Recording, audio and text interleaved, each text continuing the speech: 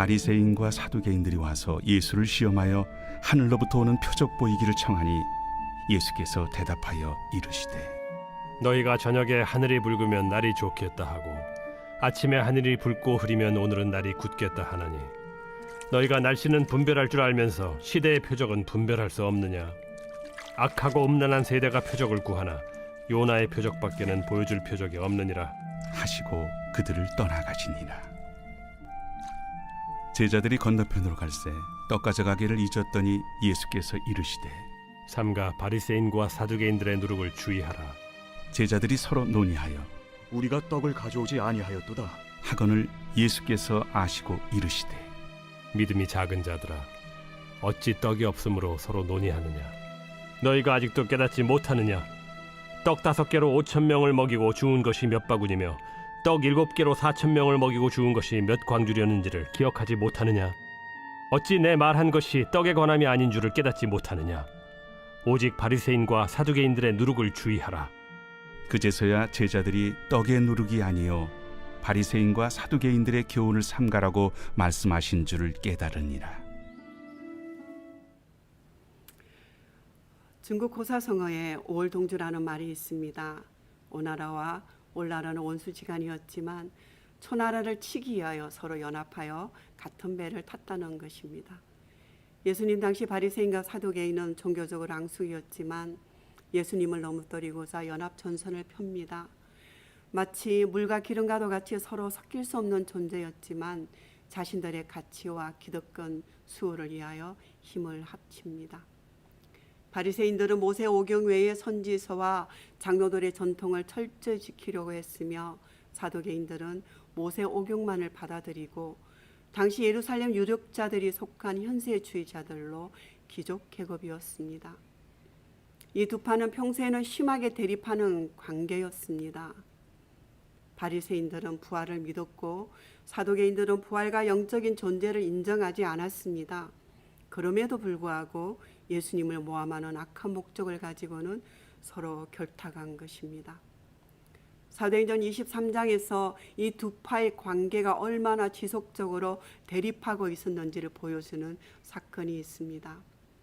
복음을 전하다가 공회에서 재판받던 바울이 던진 말 한마디로 인해 바울에게 향하던 비난이 전혀 다른 방향으로 급전환합니다. 바울은 신분의 자리에서도 복음을 변론하자 대제사장 아나니아가 바울의 입을 치라고 합니다. 바울이 공회에 모인 사람들을 살펴보니까요, 일부는 사두개인이고 다른 일부는 바리새인입니다. 이것을 알게 되자 자신이 바리새인인 것과 자기가 신분을 받는 이유가 죽은 자의 소망, 부활 때문이라고 말합니다. 이 말을 들은 바리새인들이 갑자기 바울을 옹호하기 시작합니다. 바리새인과 사두개인 사이에 다툼이 생겨서 무리가 나누어지고 큰 분쟁이 생기니까 천부장이 오히려 바울을 보호하여 영내로 데리고 들어갑니다. 이러한 반전은 오랜 세월 동안 이어져 내려온 바리새인과 사두개인의 갈등을 극명하게 보여주고 있습니다. 오늘 본문 1절에 보면 바리새인들과 사두개인들이 와서 예수님께 하늘로서 오는 표적 보여주기를 청합니다. 이는 실로 어처구니 없는 요청이 아닐 수 없습니다. 왜냐하면 예수님이 공생애를 시작한 것이 어제 오늘의 일이 아니라 이미 1년 전부터 수많은 치유 사건과 오병이어 칠병이의 기적을 통해 메시아 되심을 분명하게 나타내 보여주셨습니다. 그것을 알기에 그들이 찾아온 것입니다. 마태복음 12장에서도 서기관과 바리새인이 예수님을 찾아와 표적을 보여달라고 했을 때 오늘 본문과 똑같이 악하고 음란한 세대가 표적을 구하나 선지자 요나의 표적밖에는 보일 표적이 없다 하시고 예수님은 그들의 의도를 너무나 잘 아시기에 그 시대의 표적으로 오신 예수님을 알아보지 못하는 그들을 책망하시고 요나의 표적만을 말씀하신 후 그들에게서 떠나가셨습니다. 기도는 하나님의 부르심을 확인하기 위하여 양털 표적을 구했을 때 하나님은 지체하지 않으시고 3번이나 표적을 나타내 보여주셔서 시대적 소명에 순종하게 하셨습니다. 표적을 구한 바리새인과 사두개인을 책망하신 것은 표면적으로는 예수님께 표적을 보여달라고 했지만 실상은 예수님을 시험했기 때문이지요. BC 760년경 하나님의 말씀이 요나 선지자에게 임합니다. 니느웨로 가서 하나님의 말씀을 선포하라 하셨습니다. 그러나 요나는 하나님의 말씀을 거부하고 지도에 보는 것과 같이 저 반대편 멀리 떨어진 다시스로 도망하려고 욥바로 내려갔을 때 때마침 정박 중인 다시스로 가는 배를 타고 맙니다. 요나가 니느웨로 가기를 거부했던 이유는 니느웨는 아수르의 수도이며 아수르는 오랫동안 이스라엘 백성을 괴롭혔고 북이스라엘을 멸망시켰던 나라이기 때문입니다. 니느웨 사람들은 잔인했습니다. 그들은 약소 민족을 점령하여 무자비하게 죽였고 자기 민족끼리도 피 흘림이 넘쳐났다고 성경 나홈서에 기록하고 있습니다. 하나님은 이러한 민족에게 회개의 기회를 주기 위하여 요나를 택하셨고 하나님의 말씀을 전하도록 하셨습니다. 다시스로 도망가려다 물고기 뱃속에서 3일을 지난 요나는 결국 하나님 말씀에 순종하여 40일이 지나면 니느웨가 무너지리라 선포합니다. 놀랍게도 니느웨 백성들이 회개하여 하나님의 재앙을 면하게 되지요. 그토록 잔인무도한 니느웨 사람들이 어떻게 왕에서부터 심지어 집에서 기르는 가축까지 금식하며 하루 만에 온 나라가 회개할 수 있었을까 궁금해집니다. 아마도 요나를 만났던 선원들의 입을 통하여 도시에서 도시로 급속하게 소식이 퍼졌을 것입니다. 죽었다가 살아난 요나가 니느웨 사람들에게 회개의 말씀을 전했을 때 니느웨 사람들은 요나의 전도를 받고 회개했습니다.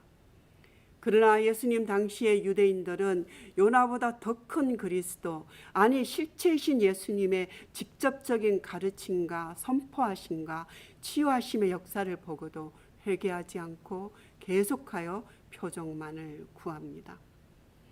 이들은 최후의 심판 때에 니느웨 사람들로부터 정죄를 받아야 한다고 말씀하셨습니다. 그렇습니다. 훗날 니느웨 사람들이 놀랄 것입니다. 그 시대에 잔인하기로 소문난 우리도 회개했는데 아니 어떻게 그럴 수가.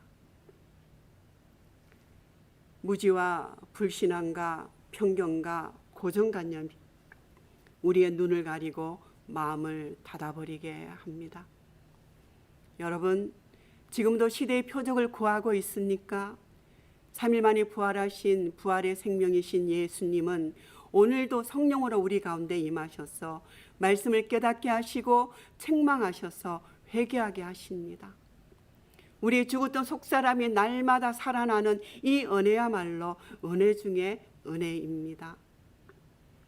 유대인은 표적을 구하고 헬라인은 지혜를 찾으나 우리는 십자가에 못 박힌 그리스도를 전하니 유대인에게는 그리끼는 것이요 이방인에게는 미련한 것이로되 오직 부르심을 입은 자들에게는 유대인이나 헬라인이나 그리스도는 하나님의 능력이요 하나님의 지혜입니다. 오늘 보면 마태복음 16장부터 예수님의 공생의 사역을 일대 전환점이 이루어집니다. 예수님 사역의 무게의 중심이 다수의 군중에게서 소수의 제자에게로 옮겨지고 있습니다. 이제 예수님은 자신의 공생의 후반기에 접어들면서 제자들에게 예수님이 구약에서 예언된 메시아있음을 보다 명확하게 계시하시며 아직 메시아의 사역과 하나님 나라 본질에 대해 제대로 이해하지 못하고 있는 제자들에게 메시아의 길과 제자의 길에 대해 집중적으로 교훈하시기 시작합니다. 6절 말씀입니다. 예수께서 이르시되 상가 바리새인과 사두개인들의 누룩을 주의하라 하시니 11절에도 반복하여 오직 바리새인과 사두개인들의 누룩을 주의하라 하시니 여러분 6절과 11절 그 사이에는 예수님의 제자들을 향한 책망이 들어 있습니다. 예수님은 바리새인과 사두개인의 태도에 분개하시면서 제자들에게 저들의 누룩을 주의하라고 말씀하시는데 제자들은 자기들이 떡을 챙기지 않아 이런 말씀을 하신다고 오해합니다. 바리새인과 사두개인들의 누룩이라는 표현에서 떡을 떠올린다는 것은 제자들이 누룩이라는 단어가 들리자 바로 떡을 떠올릴 정도로 떡이 모자란다는 생각에 사로잡혀 있었던 것 같습니다. 제자들마저 이러는 모습에 실망하셨는지 예수님은 오병이어와 칠병이어 사건을 언급하시며 제자들을 크게 책망하십니다. 제자들은 무엇을 먹을까, 무엇을 마실까, 무엇을 입을까 걱정에 사로잡혀 진정으로 중요한 것을 깨닫지 못했습니다. 이것은 바리새인이나 사두개인이 기득권을 유지하는 데 눈이 멀어서 예수님이 메시아이심을 인정하지 않으려 했던 것과 별반 다름이 없습니다. 예수님은 다시 바리새인과 사두개인의 누룩을 주의하라는 가르침을 반복해야 하십니다.